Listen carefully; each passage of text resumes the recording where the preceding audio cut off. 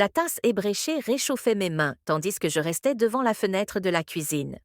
L'automne, en Nouvelle-Angleterre, ne cessait jamais de m'émerveiller. Des rouges flamboyants, des ors étincelants contre un ciel si bleu qu'il faisait presque mal aux yeux. Mes journées s'étaient fondues dans une routine paisible, café, peinture et le tic-tac régulier de l'horloge du salon. Ce matin-là, Sarah m'appela. Ma plus vieille amie, sa voix toujours pleine de vie. Ellie, j'ai besoin d'un grand service. C'est à propos de Michael, son petit frère. Je ne l'avais pas vu depuis presque 10 ans. Un voyageur, un photographe.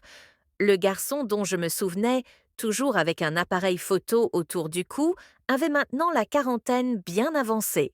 Sarah m'expliqua que son logement à Boston était tombé à l'eau et qu'il avait besoin d'un endroit où rester, juste pour quelques semaines. J'hésitais. Ma chambre d'amis était mon atelier, mon refuge.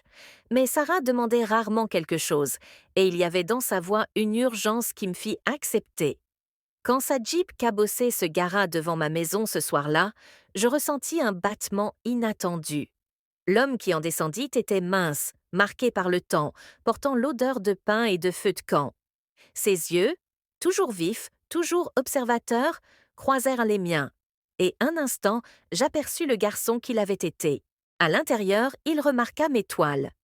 Vous êtes très talentueuse, dit-il en étudiant la toile à moitié terminée sur mon chevalet.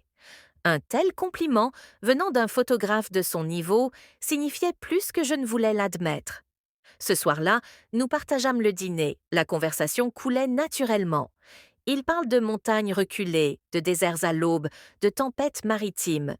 Ces photographies, expliqua-t-il, n'étaient pas seulement une question de beauté, mais de vérité.